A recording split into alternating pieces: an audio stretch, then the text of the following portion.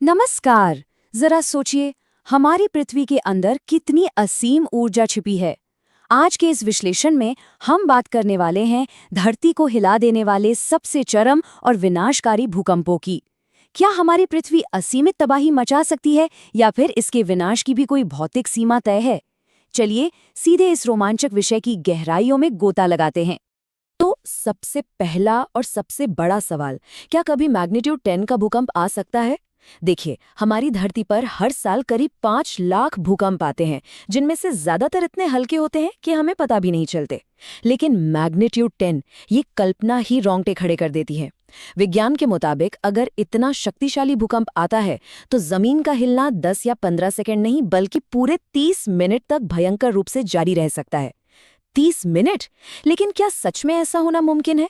आइए इसका वैज्ञानिक पहलू समझते हैं। इसका सीधा सा जवाब एक नंबर में छिपा है, 17,500 किलोमीटर। इसके पीछे का गणित बड़ा ही दिलचस्प है। अगर हम वेल्स और कॉपरस्मिथ के स्थापित सिद्धांतों को देखें, जो फॉल्ट लाइन की लंबाई और भूकंप की तीव्रता का संबंध बताते हैं, तो उनके अनुसार मैग्नीट्यूड 10 का भूकंप पैदा करने के लिए जमीन के नीचे एक ऐसी फॉल्ट लाइन या दरार चाहिए जो लगातार 17,500 किलोमीटर लंबी हो। अब इस आंकड़े को जरा परिप्रेक्ष्य में रखकर देखते हैं। हमारी पृथ्वी की कुल परिधि ही लगभग 40,000 किलोमीटर है और दुनिया की सबसे लंबी पर्वत श्रृंखलाओं में से एक दक्षिण अमेरिका के एंडीज पर्वतों को ही ले लीजिए, उनकी कुल लंबाई भी सिर्फ 7,000 किलोमीटर है। यानी सीधी सी बात है, हमारे ग्रह पर इतनी लंबी और निरंतर कोई फॉल्ट लाइन मौजूद ही नहीं है। तो तकनीकी रूप से पृथ्वी की भौतिक बनावट ही मैग्नीट्यूड 10 के भूकंप को पूरी तरह से असंभव बना देती है। चलिए अब भूकंपों को मापने के विज्ञान की तरफ बढ़ते हैं। हम अक्सर खबरों में मैग्नीट्यूड और तीव्रता यानी इंटेंसिटी जैसे शब्द सुनते हैं और ज्यादातर लोग इन्हें एक ही समझ लेते हैं, लेकिन इनमें एक बहुत बड़ा फर्क है। मैग्नीट्यूड का मतलब है भूकंप के केंद्र पर रिलीज हुई कुल ऊर्जा। ये भूकंप का असल आकार है जो बदलता नहीं है। दूसरी तरफ तीव्रता या इंटेंसिटी ये बताती है कि किसी खास इलाके या शहर में जमीन कितनी हिली और वहां नुकसान कितना हुआ। इसलिए एक ही भूकंप की तीव्रता अलग अलग जगहों पर बिल्कुल अलग हो सकती है। आजकल बड़े भूकंपों को मापने का जो सबसे सटीक और उन्नत तरीका है वो है मोमेंट मैग्नीट्यूड स्केल यानी MW। ये पैमाना फॉल्ट का क्षेत्र, प्लेट्स के खिसकने की औसत दूरी और चट्टानों की कठोरता, इन सब पर आधारित होता है। ये इतना जरूरी क्यों है? क्योंकि जो पुराना रिक्टर स्केल था ना, वो 6.5 से ऊपर जाने पर एक तरह से सैचुरेट होने लगता था। मतलब उसके बाद भूकंप चाहे कितना भी विनाशकारी हो, रिक्टर स्केल उसे सही ढंग से माप ही नहीं पाता था। मोमेंट मैग्नीट्यूड ने इस बहुत बड़ी समस्या को हमेशा के लिए सुलझा दिया। अगर हम इतिहास में झांकें तो रिक्टर मैग्नीट्यूड की गणना का तरीका काफी क्लासिकल हुआ करता था। वैज्ञानिक सीस्मोग्राम पर P और S तरंगों के बीच के समय के अंतर और लहर के सबसे ऊंचे बिंदु यानी एम्पलीट्यूड का इस्तेमाल करते थे। वे एक ग्राफ पर लाइन खींचकर मैग्नीट्यूड का पता लगाते थे।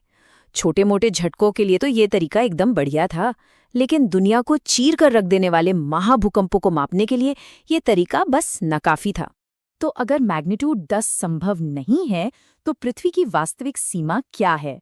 चलिए बात करते हैं 1960 के वाल्डीविया भूकंप की। ये वो नंबर है जिसने इतिहास में खौफनाक पन्ने जोड़ दिए। 9.5। मई 1960 में दक्षिण अमेरिकी देश चिली के वाल्डीविया में एक ऐसा भूकंप आया जिसका मोमेंट मैग्नीट्यूड 9.4 से 9.6 के बीच आंका गया। इसका औसत 9.5 माना जाता है। मानव इतिहास में रिकॉर्ड किया गया ये अब तक का सबसे शक्तिशाली भूकंप है। इसने पूरी दुनिया को दिखा दिया कि पृथ्वी के अंदर मौजूद ऊर्जा की असल भयानक सीमा क्या हो सकती है। ये भूकंप इतना विशाल कैसे हो गया? जरा इन आंकड़ों पर गौर कीजिए। ये पेरू चिली ट्रेंच पर आया था, जहां नाज़का प्लेट दक्षिण अमेरिकी प्लेट के नीचे धंस रही है। जमीन के नीचे जो दरार टूटी वो करीब 800 किलोमीटर लंबी थी और ये टूटन 3.5 किलोमीटर प्रति सेकंड की अविश्वसनीय रफ्तार से आगे बढ़ी। सबसे खौफनाक बात तो ये है कि टेक्टोनिक प्लेट्स एक दूसरे के खिलाफ 11 से 30 मीटर तक खिसक गई। जमीन के नीचे इतना बड़ा विस्थापन सोचकर ही रूह कांप जाती है। और बात सिर्फ एक झटके पर खत्म नहीं हुई, आपदाओं का एक पूरा सिलसिला शुरू हो गया था। 21 मई को कॉन्सेप्शन में तेज शुरुआती झटके आए। फिर 22 मई की दोपहर को वाल्डिविया में मुख्य भूकंप ने तबाही मचा दी। करीब 10 मिनट तक धरती हिलती रही और उसके कुछ ही मिनटों बाद एक भयंकर तटीय सुनामी आ गई। मानो इतना ही काफी न हो, इस पूरी भूगर्भीय उथल-पुथल ने करीब 38 घंटे बाद कार्डनकाल ज्वालामुखी में भी भारी विस्फोट कर दिया। पृथ्वी का हर एक सिस्टम जैसे बेकाबू हो चुका था। आइए देखते हैं कि इस तबाही की चेन रिएक्शन ने सिर्फ चिली को नहीं बल्कि पूरी दुनिया को कैसे प्रभावित किया। वाल्डिविया सुनामी का कहर सिर्फ दक्षिण अमेरिका तक सीमित नहीं था। लहरें सैकड़ों किलोमीटर प्रति घंटे की रफ्तार से पूरे प्रशांत महासागर को पार कर गई। दक्षिणी चिली में तो लहरें 82 फीट यानी 25 मीटर तक ऊंची थीं, जिन्होंने तटों को पूरी तरह निगल लिया। लेकिन इसका खौफनाक असर 10,000 किलोमीटर दूर हवाई के हिलों में भी दिखा, जहां 35 फीट ऊंची लहरों ने 61 लोगों की जान ले ली और यहां तक कि जापान के होन्शु तट पर भी भारी तबाही मची।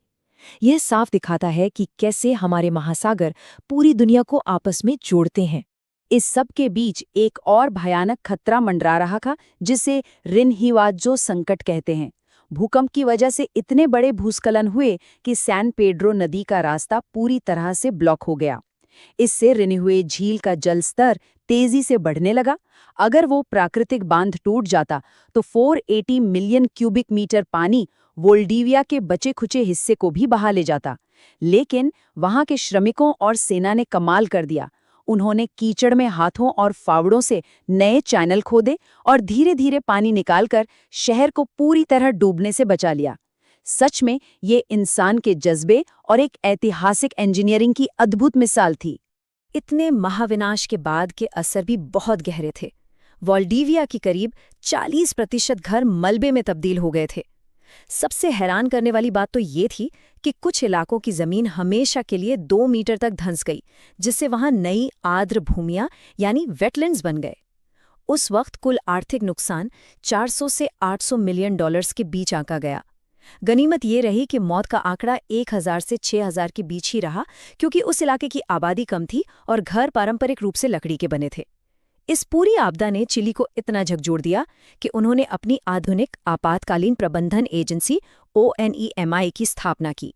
तो अब लौटते हैं अपने मुख्य सवाल पर, पृथ्वी की भूकंपीय सीमाओं की तरफ। जैसा कि कहा जाता है, हमारी धरती खुद को संतुलित रखती है। हम शायद कभी मैग्नीट्यूड 10 का भूकंप न देखें, क्योंकि हमारे पास वैसी 17,500 किलोमीटर लंबी फॉल्ट लाइन ही नहीं है। लेकिन 1907 के 9.5 मैग्नीट्यूड वाले भूकंप ने ये साबित कर दिया कि धरती की जो वास्तविक सीमाएं हैं, वे भी इतनी अकल्पनीय ऊर्जा पैदा करती हैं कि हमारी दुनिया के भूगोल और समाज को पूरी तरह से बदल कर रख दें। अब जरा इस बात पर विचार कीजिए। 2016 में उसी इलाके में आए एक भूकंप से वैज्ञानिकों को संकेत मिला कि 1960 के वाल्डिविया भूकंप ने उस प्लेट इंटरफेस की सारी टेक्टोनिक ऊर्जा को रिलीज नहीं किया था। तो इसका मतलब क्या है? इसका मतलब है कि हमारे पैरों के ठीक नीचे गहराई में विशाल टेक्टोनिक ताकतें आज भी चुपचाप इकट्ठा हो रही हैं और खिसक रही हैं। हमारी पृथ्वी एक जीवित निरंतर गतिशील ग्रह है जो कभी शांत बैठता है। क्या पता अगला बड़ा बदलाव कब और कहाँ हो? यह सवाल हमेशा हमें हैरत में डाले रखेगा।